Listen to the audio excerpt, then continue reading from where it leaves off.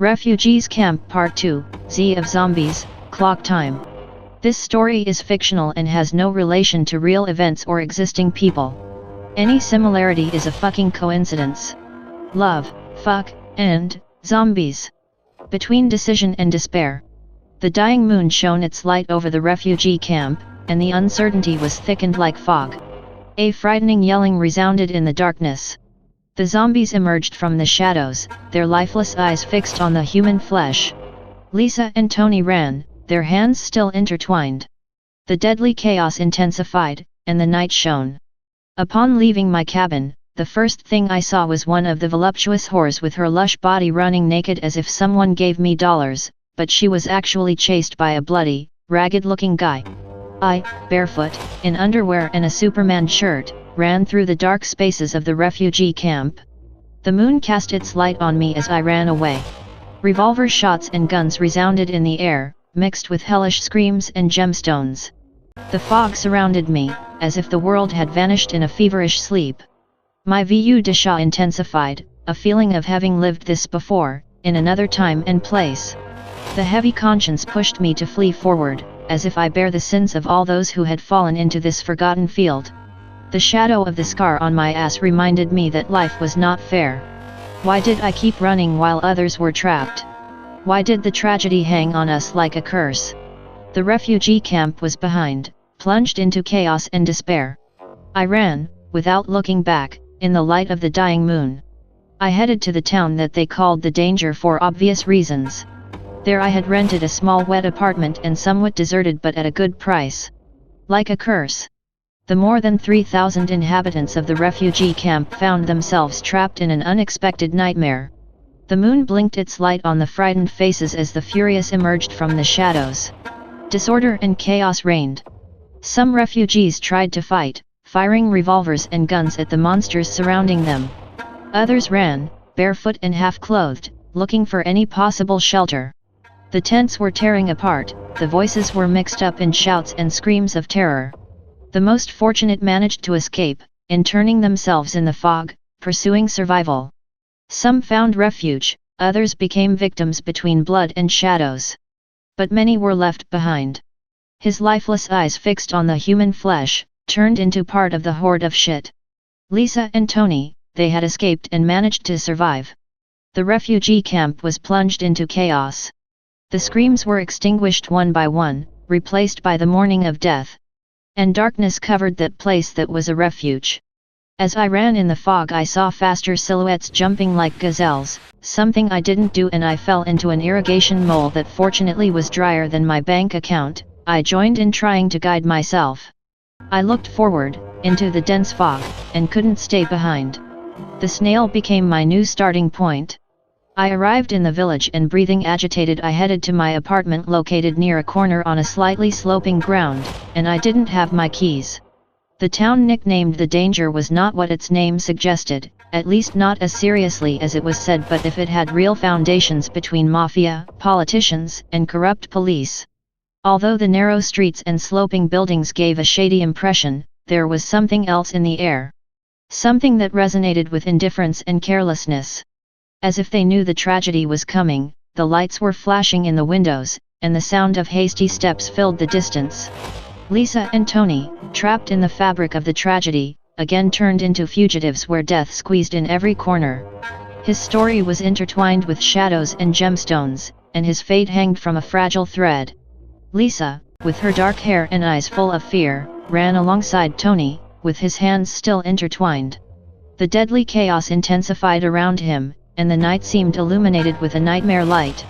Lisa and Tony ran, their hearts beating at the pace of despair.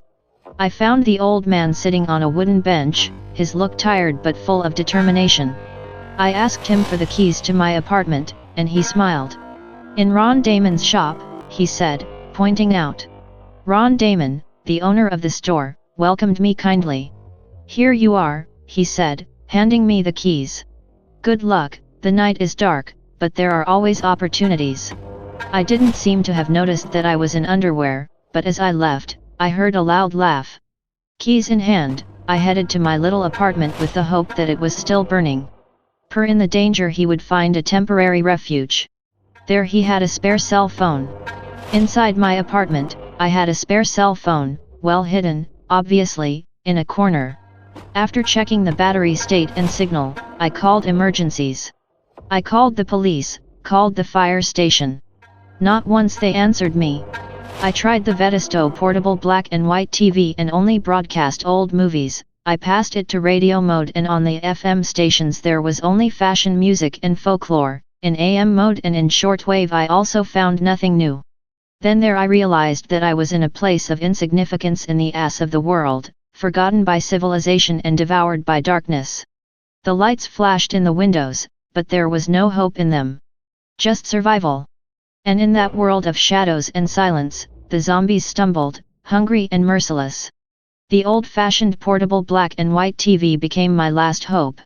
I turned it on again, adjusting the antenna with sweaty hands. The images were flashing, like ghosts from the past.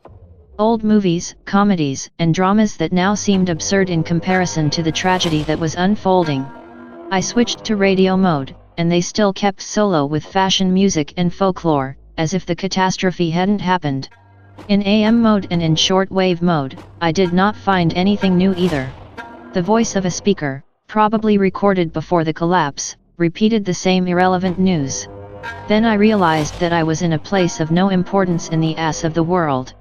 Forgotten by civilization, devoured by darkness.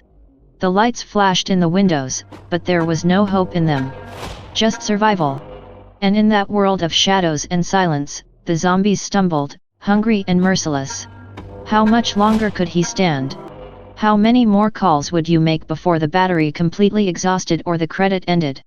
The night witnessed my despair, and the moon at forth seemed to mock my insignificance. At that moment, I understood that the real struggle was not just against the undead, but against the very despair that threatened to devour me.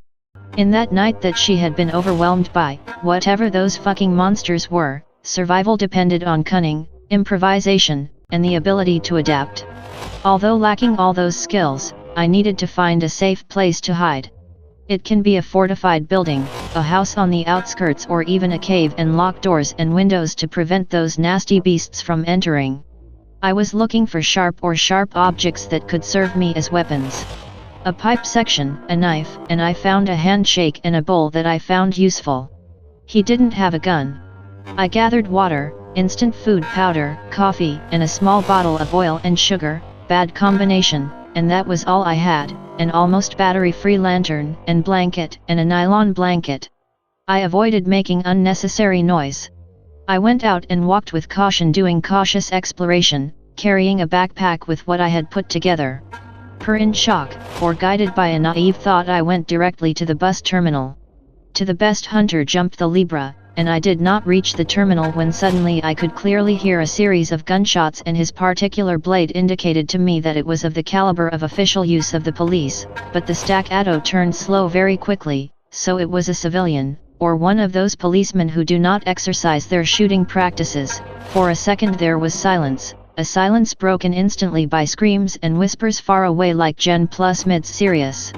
El Aristaba carga de detention, y cada paso resonaba en mis oídos como un eco de mi propia ansiedad por las calles vacías. Mi mente corría a toda velocidad, tratando de procesar la situación. Donde encontraría refugio? Como me protegería de esos monstruos que se acaban en la oscuridad? El hachata mano y el sartén eran mis únicas defensas, y aunque no era un guerrero experimentado, la urgencia me impulsaba a seguir adelante. Me metí en el galpón de depósito de alimentos para los refugiados, naturalmente vacío porque nunca eran suficientes los envíos. El interior estaba en penumbras, solo iluminado por la luna que se filtraba a través de las ventanas cercanas al chico. El olor a humedad y abandono me golpeó. Busca un rincón apartado y me senté en el suelo frío. La mochila pasaba en mis hombres, y la manta de nylon se convirtió en mi mejor compañía. Mis pensamientos se volvieron hacia las personas de la terminal. ¿Dónde estarían ahora? ¿Habrían logrado escapar o se habrían convertido en esas criaturas? Me pregunto cuántos estarían escondidos como yo, con el mismo mito. Few entonces cuando lo escuch, un murmullo distante, apenas audible. Me levant, sosteniendo el hasha confirmza. Avance hacia la fuente del sonido, mi corazón latiendo con fuerza. Y ali, en un rincón oscuro del depósito, six Elisa y Tony, nos sentamos juntos en silencio, compartiendo la incertidumbre. La noche seguía su curso, y el mundo exterior continuaba su lucha. Pero en ese pequeño rincón, encontraron un atisbo de compañía en medio del caos.